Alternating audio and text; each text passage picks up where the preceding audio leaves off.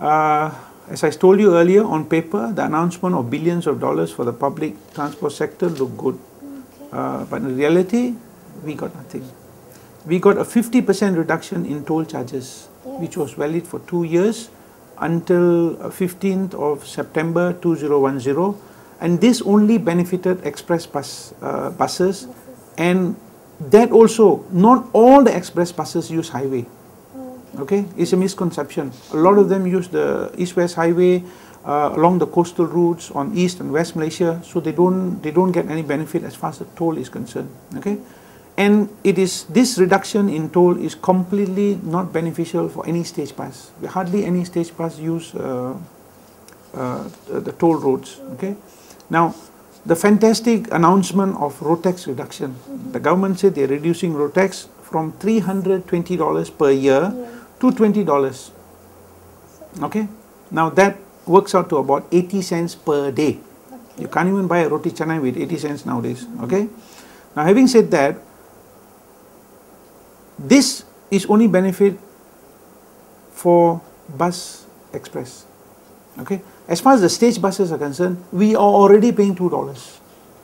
So in effect, we will be required to pay additional $18. So I don't want the consumers to get excited. Okay, now government also gave us an exemption on sales tax on purchase of locally assembled buses. Okay, now there were questions raised whether that will include the whole bus or whether it's the chassis or body or whatever it is. This will only come in if we purchase a bus, if we can afford to purchase a bus, if the banks will give us a loan. So there are a lot of ifs. So as far as we are concerned, this is a non-starter. So what did we get? We got nothing. Is it true that the Bus Operators Association are demanding 100% increase in bus fare? We had made a request. We transport operators are actually beggars. Okay, every time the fare, you see what happened in the transport industry is basically this: the government controls our routes. Okay, they tell us where to operate, how many times to operate. They regulate that, and they also tell us how much we can charge to the passenger. Okay, but they do not control our cost of operation. They do not control the price of spare parts. They do not control the price of buses. They do not control the price of lubricants.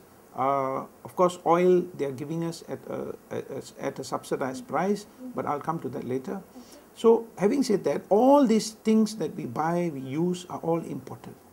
So it's an imported inflation. Okay? So what? Buses don't use petrol. Okay, we use diesel. When we applied for a fare increase 2 years ago, the price of diesel was 88 cents per litre. At that time, we were losing money. So we told the government, look, we need a fare increase. Why don't you consider it? The government said, hold on, hold on, hold on.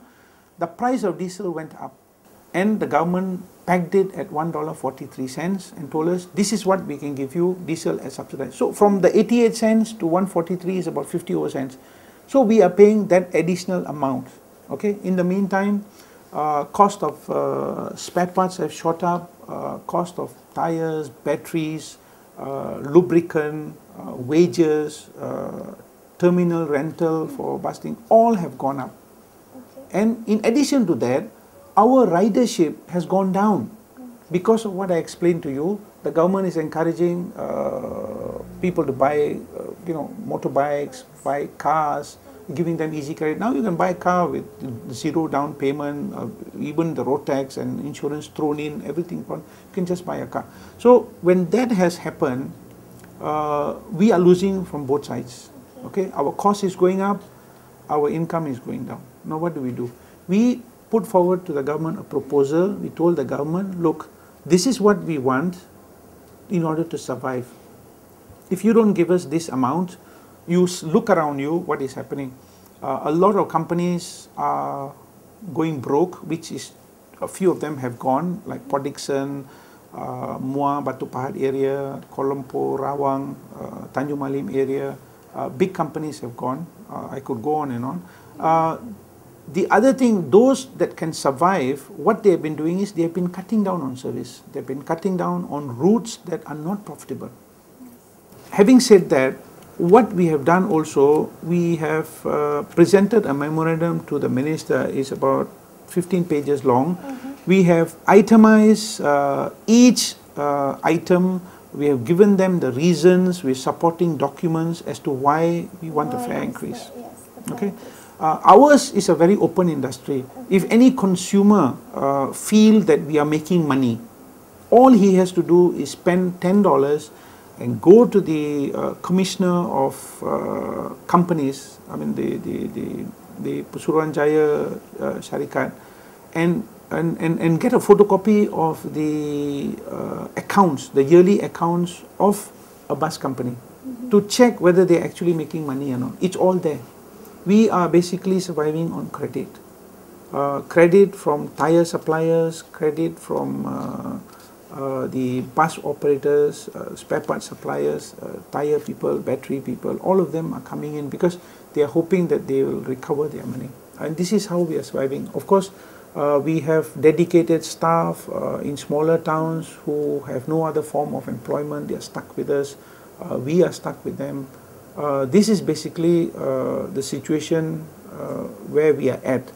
Having realized that the government is facing a difficult task in giving us the 100% increase. I mean, this is what we have on the table.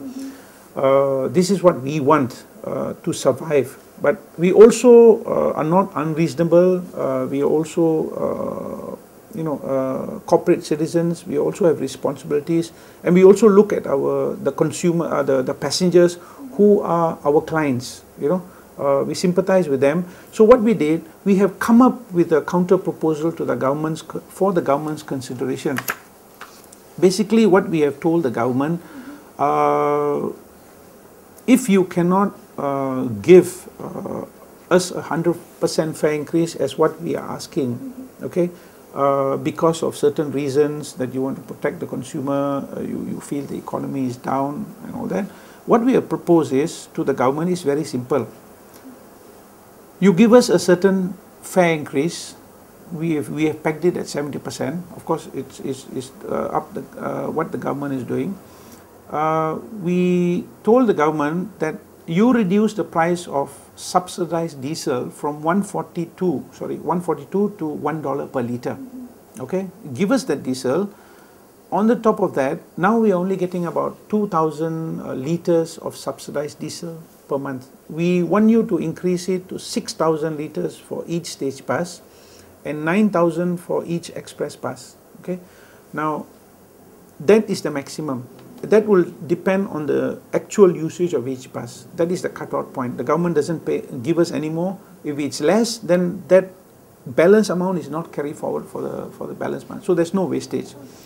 Then we told the government that is for stage bus and express buses. Now, as far as stage buses is concerned, there has been a lot of complaints that, as I told you earlier, the reason why bus operators have cut down on the routes because it's uneconomical and it's a matter of survival. So, okay. So what is the time frame like that you all request the government to actually to well, we have been requesting for the last 2 years. We have always got a standard answer saying that they have referred this matter to the consultant, and the consultant studying the matter. Earlier, we were promised that we will be given the fair increase last June, and then they said that the report is still not ready and it will be before Raya, and then they found that it's not fair to spoil people's festive mood. Then they gave us a surcharge, and then now the minister is saying the report is still not ready. We will have to wait. We are waiting, but they have agreed. They have given us the 30% surcharge. So we have put our counter proposals, to the government. So it is on the table. So it's for the government to react and see how best they would want to react on this. Well, the minister did tell us that we are going to wait. We have to wait until the end of the year. So I've already, alerted the members that they have to wait. But by next year, That's what the minister has Oh, told us. You know, he's announced that. On the same vein, I also must urge the government to not to take too long to react, not take too long to set up the Land Transport Commission, and also not take too long to get the transport operators ready, because in another 2 years or so, AFTA is going to be implemented. Law doesn't allow that. All these requests after the consideration of these lower income group people. Well, it is not for us to implement that. As I said, most of these things, I would like all these things to be brought up. In fact, the Consumer Association can also help us, because I have been in liaise with FOMCA quite a bit. We have talked to them, and they understand our problem. They understand we are genuine in providing a service to the public, and we want to improve our services. They also know that our hands are tied. We are restricted in many ways, and this is one way. Instead of for the consumers, instead of just hammering at the bus operators, for a change, why don't you just take up our plight, and maybe you can directly pressurize the government to help the bus operators, so that in helping us, you are actually improving a service for yourself.